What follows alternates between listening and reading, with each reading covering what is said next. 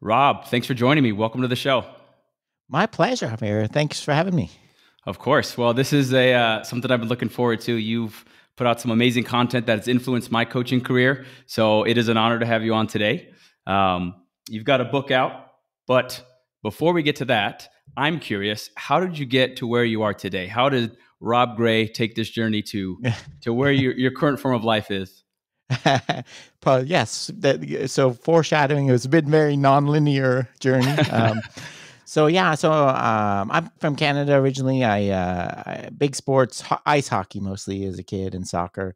And so I went to school and I started in economics, and I got really interested in psychology. I had a really good teacher, and in particular in perception, how we see the world, how we use what we see to control our movements.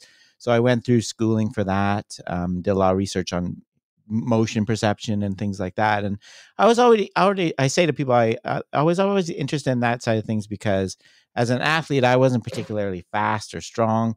But the one skill I seemed to have is I was a little bit ahead, like a step ahead of people.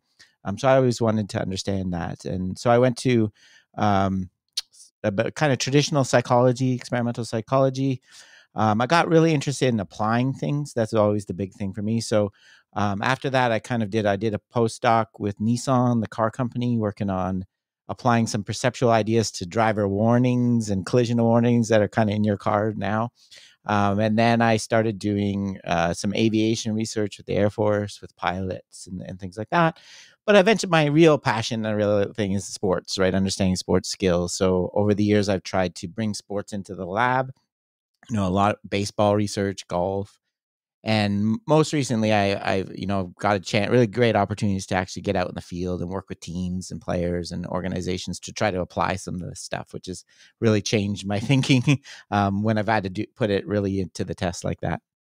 Definitely a nonlinear path, I would say. Yes. Now, you have a particular interest in baseball. Was Mhm. that, how did that develop and how did you get onto the research side of baseball? Yeah, it's a good question because I didn't play a ton of it. Actually, growing up, I played a little bit later. But I always thought one of the things I was always interested in, a big fan, but I also thought it was just a good skill to bring into the lab, right? Hitting, the pitcher and hitter are standing still, like it's not like a team sport where everything's moving around and you have to have so many players. When it starts and stops when the pitch is thrown and hit. So that's the main reason I kind of started there, and then it just so happens where I ended up in Arizona, half the teams train here in the Cactus League. So it's just connected really well. So I've kind of run with it. Go Devils, by the way, as an ASU alum. And I think that's interesting that you did get into baseball because when people do adopt some of these approaches that you've laid out for us in the book and on your other content, I think we tend to think of team sports, football, rugby, Mhm. soccer. And I think you've done a great job of letting people know that you can use it in a sport that maybe does appear a little bit more pre-planned on the surface. Mhm. Yeah, for sure. I think that's kind of the message. It kind of definitely there's differences. There's going to be way more variability and chaos in football or soccer than in baseball or track, but the same ideas I think still apply. Yes, I would agree with that. Moving on, you have a new book out. I would love to hear what was your inspiration? What was your why behind writing this book? Yeah, so I basically for a long time, so I've been doing the podcast, I think 5.5 years, 6 years. For a long time, I kept saying I'd never interested in writing a book because I have to do too much writing already through work. But I kept thinking, and I kept getting a lot of people asking me. They'd say I've heard about the self organization or constraints or attractors, and what's a good place for me to start reading? And I never really had a great answer because there's a lot of good books out there, like the constraints that approach and things like that, but they're very high level. I think to start, there's a lot of terminology, and so I wanted to write a more accessible book for people that kind of brings in all the logic of it and the ideas. And I also, this kind of the second goal I had was to try to show that it's more than just about practice design and skill. It has implications for injury prevention, for how we should be using technology and analytics, creativity, coaching kids. So I wanted to kind of pull in all the threads together is what my second goal. And I think to that second goal, you did a great job and just in general of making them relatable to people. I think some of the concepts that we hear in ecological dynamics, it tend to be a little intimidating. How do you go about taking something so high level on the surface and then distilling it down to something a little bit more digestible for people? Yeah, that's a great question because it is, I get this a lot. There's too much terminology. Why do you need it all? I do believe it's important to understand it and kind of build on it because they do have specific meanings. And um, just like with any field, if you're learning nutrition, you learn what complex carbohydrate is. You learn, you put the effort into it. So I think the same applies here.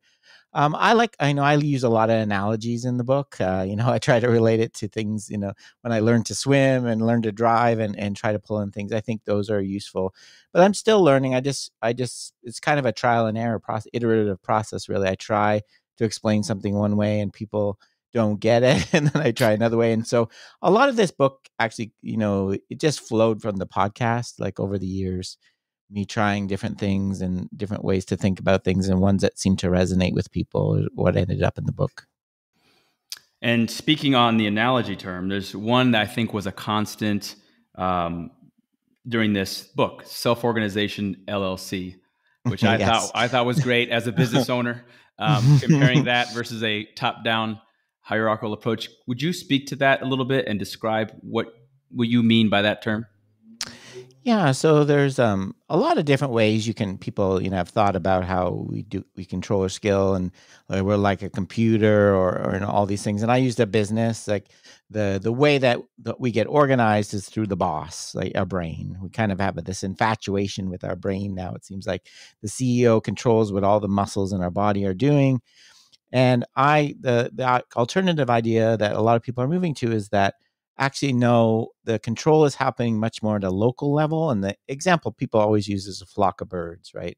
So a flock of birds organizes itself and flies in this nice pattern with clearly not having any leader, right? Organization comes from them just trying to avoid hitting each other. So your muscles working together at the lower level can achieve amazing coordination patterns without being told what to do. That's kind of the fundamental idea of self-organization, I think. And on a bigger scale, and when it comes to learning skill, how you tie in self-organization to that, is that something that you feel like people are starting to move towards rather than going from A to B to C, rote repetition, to more of a self-organization?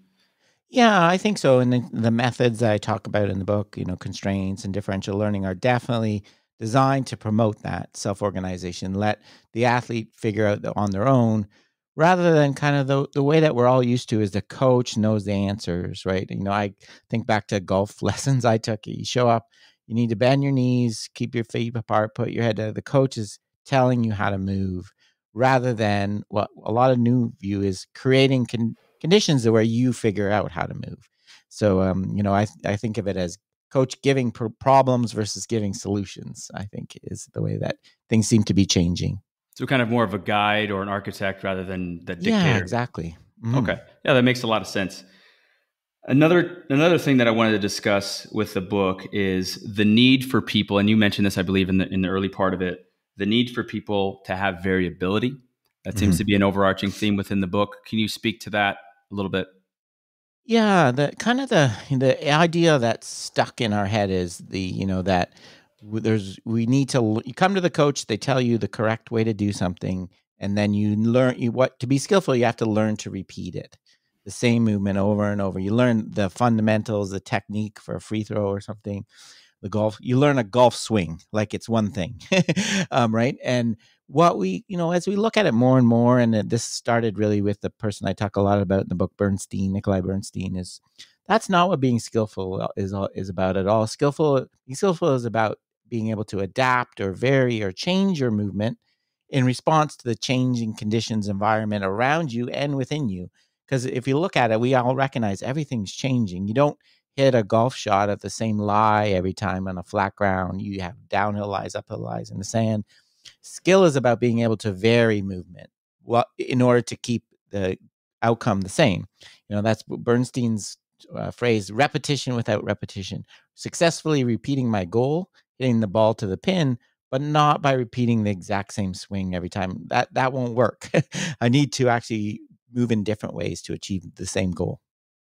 Well, we said repetition without repetition. So Sean Miska, if he listens to this, he'll be Yeah. happy. We'll Yes. fulfill our Bernstein quota in this Yep. conversation. So as a coach, from a practical side, what are some ways that we can try to help our athletes be more adaptable, more skillful? Some things that you would recommend that coaches can maybe start with? Yeah, I just preparing a presentation I'm giving next week for a bunch of soccer coaches, and I was trying to, you know, so a lot of them are, some of them are just things I've observed, and they fit with the theory. The first point I started with was just be purposeful. Ask, why am I using this drill or activity? We seem to have lost that a lot of sports where we just do it because that's what we did, or we always, like, what are you trying to work on? What's your soccer team not doing that you want to address in this practice? It sounds dumb that we need to ask that, but like, as a consultant, I find a lot of what I do is just why. And then, from there, add variability, I think, as you can. So what I try to do is I recognize, people might not want to jump in completely in the deep end with this, right? And keep some of their old activities. So I try to think of ways, what can you change to slowly move yourself in the direction of the ecological approach, adding variability. So let's not always hit the same golf shot. Let's vary up your stance a bit, vary up what you're trying to slice it, hook it. Let's make things more game-like, when we can, and representative. A big one for me that I talk about in the book is, let's recognize that you learn when you make mistakes. Like, learning's messy. We need to challenge you. If you're doing the perfect thing every time in practice, you're not learning the thing, right? There's room for being perfect every time. That's to build confidence, but that's not learning. So these kind of little things, and then, think of ways where you can, if you want an athlete to do a certain thing, how can I change the environment to try change the constraints to try to encourage that without trying to tell them exactly how to do it, right? Give them a problem that will make what they're doing now not work, and Yeah. encourage them to try to find something else. That's kind of the essentials of the constraints-led approach. So those are some of the things I try to tell people. Well, there's a lot in that and a lot of different ways we could take this. One couple things that stand out to me is when you say why, as a coach, asking why you're doing something. I think that is like the ground level question that we should all be asking ourselves as coaches. When I first started, I know I just did what I did and never knowing Yeah. why I did it or what there was any intention to it. So I think that's a great place to start for people. Yeah. Yeah. And I think going with that, I think we need to think about, especially when you're in the higher levels, when you work with people more regularly, like periodizing skill, like we periodize training for a marathon, or at the gym, right? What's the goal of this specific activity, this practice? How does it fit in with my month's training? Not that you have to be rigid, but I think thinking about just the process of thinking about why and how, I think it's just really, really valuable for a coach. And the next thing I was going to say is purposeful. You mentioned that, which I think is really important. And when I first started to, I fully admit when I first started to adopt some of these approaches, it was like, it was like let's go, let's do everything without necessarily a plan. So I think it's really great that you did say that. And there might be times where you wouldn't want to destabilize the system. You maybe want to be a little bit more direct with what you're trying to do. Yeah, I think you need to take into account who you're working with, doing some crazy differential learning thing where you vary everything with a kid in their first soccer practice is probably not going to go very well, right? You need to make it kind of relevant relative to their own variability. So, yeah, I think that's a good point. And also, people sometimes, the really thing I'm trying to, maybe I didn't do it so much in the book, but other things I do, this is not just alternative set of coaching methods, right? So you hear, oh, small sided games, and you just do it.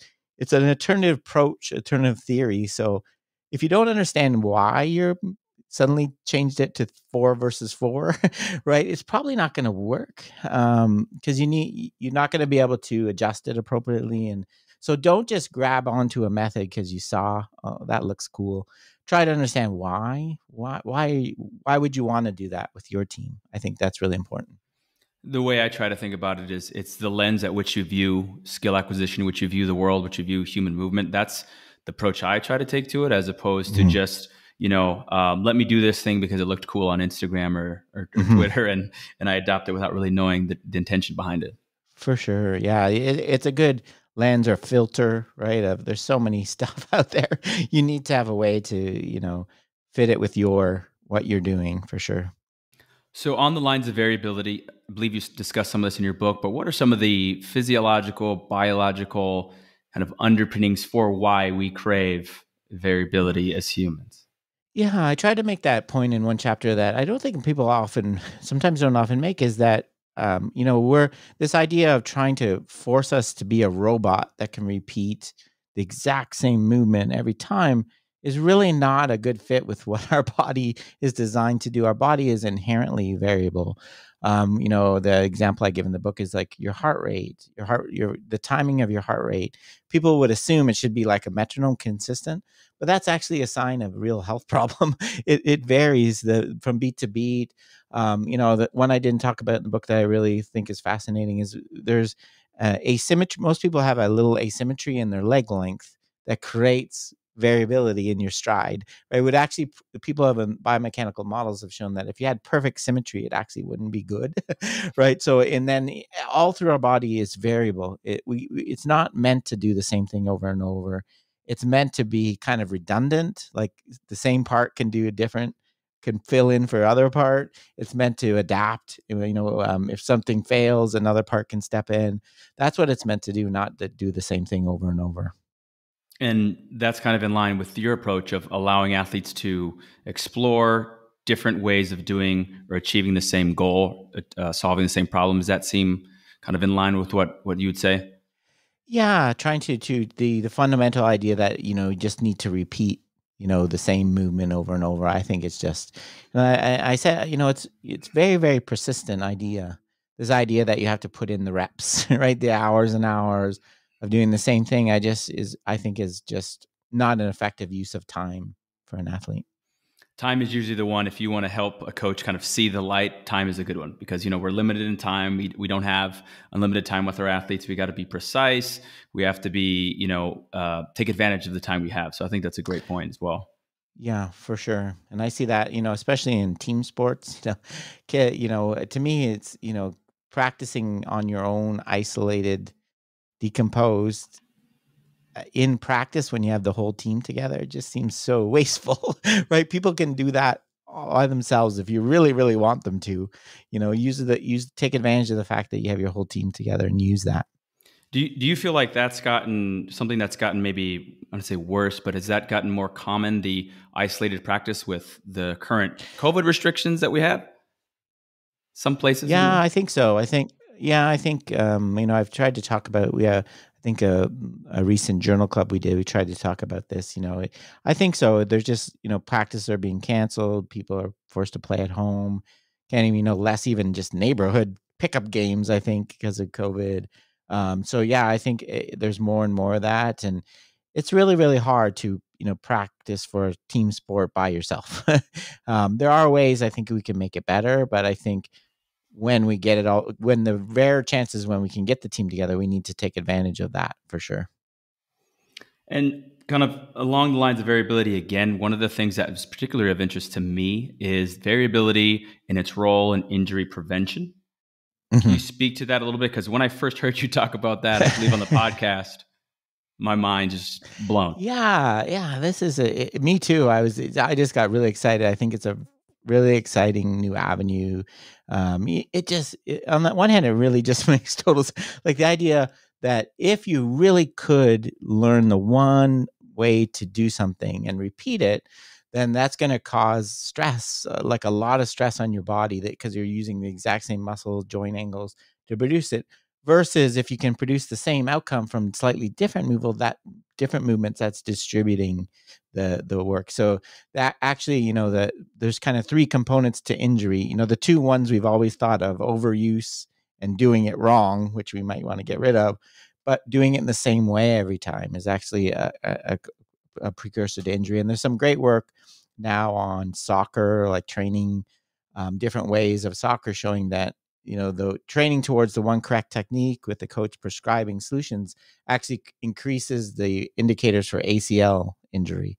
People are using more force, our angles are not ideal, things like that, versus when you let people explore and come up with their own solutions, they seem to do much better job of distributing the forces. Do you think that is applicable in a prehab injury prevention and then also a rehab setting, or maybe someone's Yeah, I recovering from an think so. injury? I think mostly a prehab. I think injury prevention. I think and rehab. I think the thing I talk about in the book, and I've talked about in the book, is I don't like the word rehab in general because I think to me it applies after you get injured, the goal is to try to go back, revisit. Whereas I like to think it's just another thing you have to adapt to, right? So I think if you're used to adapting to all these constraints and conditions, then adapting to a new body because of an injury is going to be easier in some ways. But I think we need to conceptualize it like that instead of being really, overcautious and using these same positions and exercises. We need to let the injured person learn about their new body and explore a bit more, so you can learn new solutions again. Yes, I remember you talking about that in one of the podcast episodes about that word, kind of Mm-hmm. in its connotation, and as an injured athlete, you have a new set of constraints. Mm-hmm. You're changing, so you have to For adapt and sure. become a better version, or at least a different version of who you were prior. Yeah, and I say that's the bad news. The good news is you've been doing that your whole life. As you grew, as you moved up to different levels, as new equipment comes out, we're master adapters, right? So we just have to accept that's what we're doing, though, I think, and could kind of help facilitate that in the physiotherapy process and training process. So, speaking of growing, one of the concepts that I would like to discuss is the idea of physical capacities or physical action capabilities changing and how that affects how an athlete might move and how they might organize their movement solutions. Could you speak to that a little bit? Yeah, this is something, it's kind of people argue about this a lot, whether the way I like to think of it is, your physical capacity, so your strength and your flexibility and your speed they are individual constraints that kind of shape not only kind of the affordances, the word that we like to use, opportunities for action we have. Like, so the faster you can run, the smaller gap you can get through in football or soccer, right? If you can run faster than me, you can sprint through that gap that I can't. So capacity gives more opportunities for action.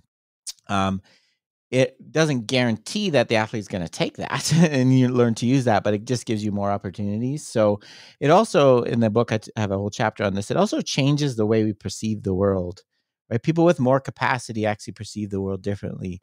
People that are younger, way less, see stairs as being not as steep as people that are carrying a big backpack full of books, or older or shorter. So it changes the way we see the world. So I think one of the reason I like to talk about this is I think we need like a better connection between what we call skill training and S&C, strength and conditioning. We kind of separate them, where I think targeting these capacities for your particular sport can totally change how you become skillful. Right? They're not completely separate things. So that's the way I like to think of it anyway. And I hear that same type of, I guess, argument or counterpoint is that people who do adopt this approach don't necessarily care about weight room strength and improving those capacities. And I find that's not the case. We do. It's just that we try to make sure that that's not the sole focus, right? We don't just let practice. If you're in a weight room coach, practice take care of the transfer, or we don't delineate the two. We don't separate them into two different silos. Yeah, and I think, it comes back to the why again in the weight room. Why are you making them do 100 bench presses, right? Is that really a capacity that they need for their sport, right? Getting it a bit more specific and linked to the actual sports skill, I think, is a beneficial.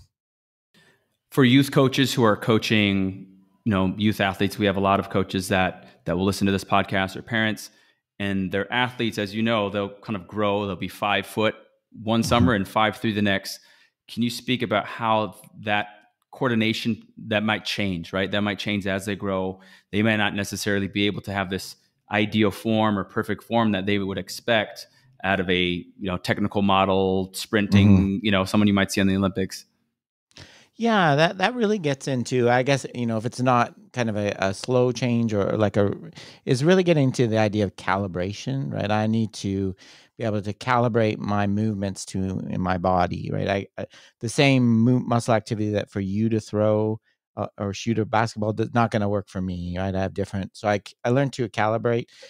And there's some what we know about that process is as long as you give people a chance to experience it and interact with the environment, people can calibrate really well. There's a study, it's not a sports study, but it's one of my favorite studies they talk about in the book is Karen Adolph and colleagues did a study with pregnant women. They were basically learning to judge whether they could make it through a doorway of different sizes without having to twist their body. And what they found was that their judgments and ability to do that perfectly changed as their body size changed through the trimesters. Right, they learned to recalibrate their ability, and so we're really good calibrators, but you have to let them experience it, right? You can't calibrate without interacting with the environment. So I think, they can be difficult changes when you suddenly grow and things like that. And it also does that thing I talked about before. It gives new opportunities maybe you didn't have before. So maybe you're going to make a sudden jump to a whole new way of doing something instead of a calibration, which can be, quite a big change. But the key is we need to let you adapt to your new situation. Yes, rather than impose how Mm-hmm. to move. You mentioned a research study in the book about soccer goalies, and again, that was the one that I found fascinating. About they were actually, feel free to correct me if I'm wrong, but they were attuning to different information, or they were utilizing the information differently. The ones that had greater physical capacities and the ones that did not.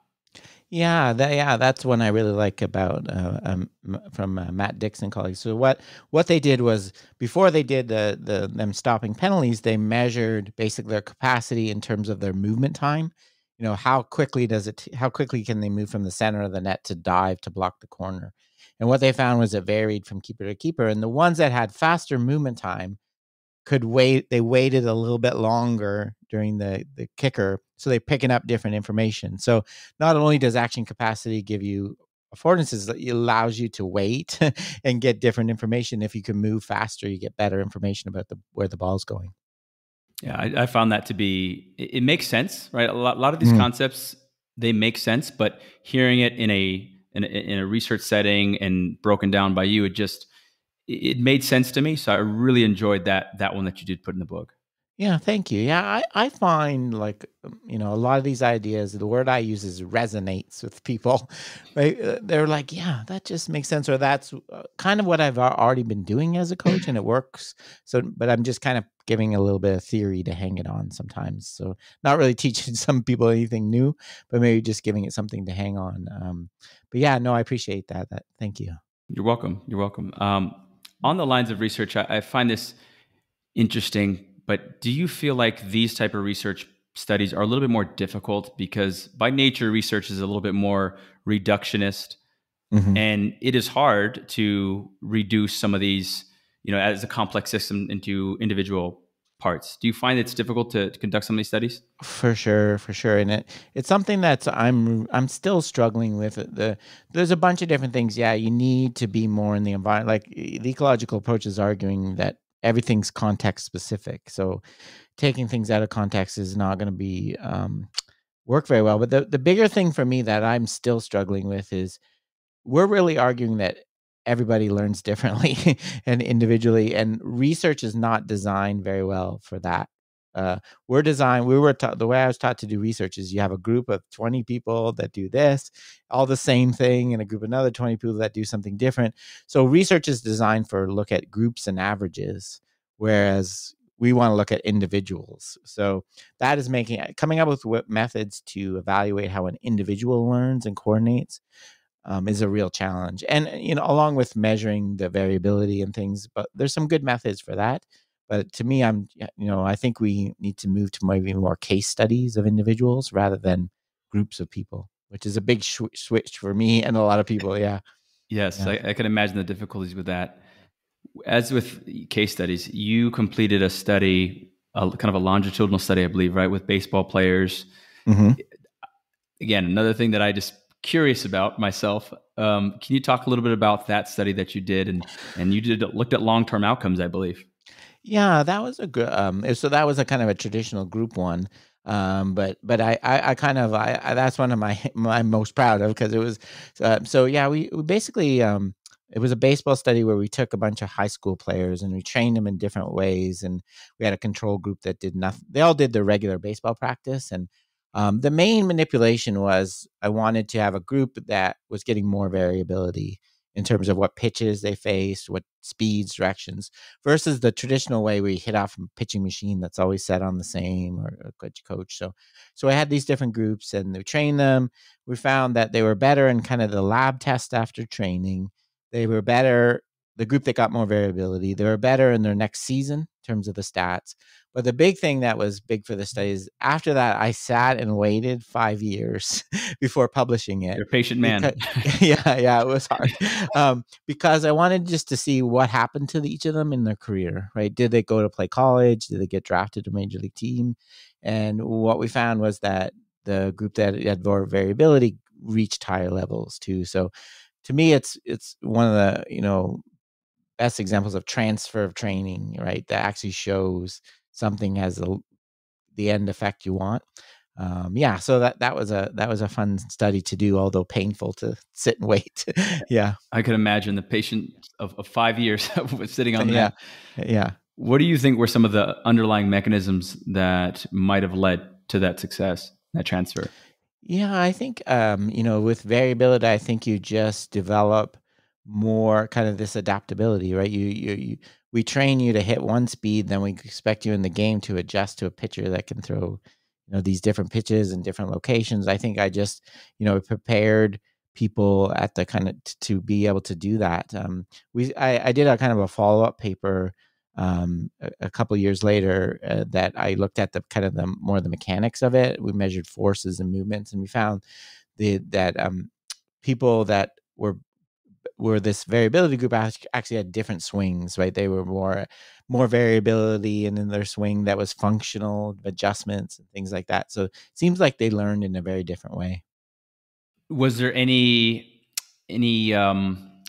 log of injuries between the groups? Did any group stay healthier compared to the other ones? Sorry, I got lost the sound on Oh, that. it's okay. I was going to say with the groups, was there any difference in injury rates between the three groups? Yeah, that's a good question. Um, I don't think I think I kept like a rough look at that, and I didn't see anything in mine. Yeah, in that study that all looked the same. And the reason why I'm asking, and if hitting is obviously a different load and completely different movement than pitching, but one of the things that is an epidemic right now is Tommy John surgeries. Baseball players, younger and younger. We work with a lot of youth athletes, and you see it even in the high school level.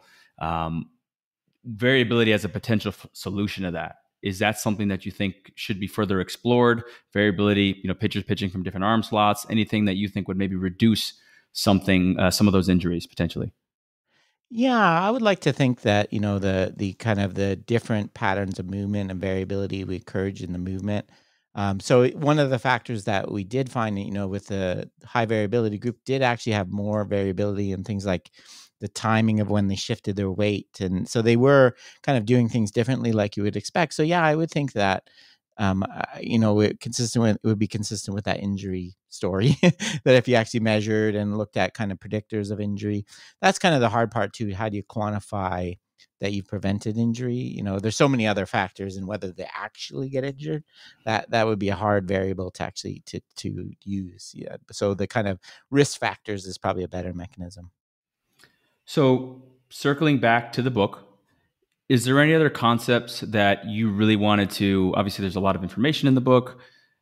Is there anything that you really wanted the readers or would like the readers to understand and to absorb from what you were trying to say and write in the book? Yeah, I don't know. I think, I tried to emphasize throughout the book the idea of exploration, right? That I'm not trying to here's all the answers, I know everything. I'm still learning about this and exploring an idea. So I'm, I really wanted to encourage people to do the same and, take build on what you do now and go from there. It doesn't mean you have to leap into all these things head first, and pick up what interests you. I think that's one of the main messages I wanted to try to give. So encouraging people to just start somewhere rather Yeah. than let Yeah. it overwhelm them. I think just try some of these ideas if you think they have even a little bit of merit. Give it a shot, adding variability or adding constraints and things like that. So, any final thoughts for the audience as we start to wrap up this conversation? Anything that you want to leave us with? I guess I would say there's a lot of great other information out there. If this kind of got you launched into the area, which was what I was hoping to do, then and I tried to put these kind of guides at the end of the book that go into there's videos, podcasts, books, lots of great stuff out there. The That's what I would say. Check that stuff out. There's a lot of great people in this area that you might want to check out. And I can speak to your podcast and other people, the guys over at Emergence, and there's a lot of other, the CLA book that you've, and the Constraints-Led Approach book that you mentioned earlier. But I do want to say, from my experience on your book, that as someone who has been adopting some of these ideas, I still felt it was very beneficial to go through a lot of these concepts, even though they're not necessarily new to me, because I think you presented them in such a way that it was like, that's what exactly this research paper that I was trying to read was trying to say. So I feel like you did a great job, and it's something not just for people that are new to this and have a starting point. I think it's for people who have done this for a while. I think they would benefit as well. Yeah, thank you. I appreciate it. Yeah, I get that same thing too. When I read a new article by Carl Newell, and I'm like, oh, okay. Now I get what you mean by that kind of constraint. So yeah, I think that you're right. I hope, and I'm glad to hear that. Even if you know these, I think keeping learning and developing your understanding of them is important. So speaking of the book, where can people find it? Where can people find you? Yeah, so it's How We Learn to Move. It's right now. It's on Amazon exclusively. So if you just search that title, you should be able to find it. Everything about me you can find out about at perceptionaction.com, my website. There you find about the Perception Action podcast, some of the YouTube channel I do with videos, I review articles, social media stuff. So everything you would ever want to know about me and more, you can find there. So, and about the book too as well. So perceptionaction.com. And on Twitter, it's Shaky Weights, right? Yes. Yeah. And then Twitter, the main thing I do on Twitter is I try to post links to almost any article I can find related to skill acquisition. So I collect them for my own purposes. So if you want to just see what's coming out in the literature, that can be, and occasionally I get into arguments with people too, but because it's Twitter, of course, but yeah. And we all get our popcorn, tune in, and maybe participate a little bit. But Rob, it was a pleasure, and it was an honor to have you on. I really appreciate your time, and I appreciate the book and what you've been doing. And I'm continue to follow what you do, and look forward to maybe doing a round 2 sometime. Okay, great. Thank you. Yeah, it was a lot of fun. Thank you for having me on. You're welcome. Thanks for coming on.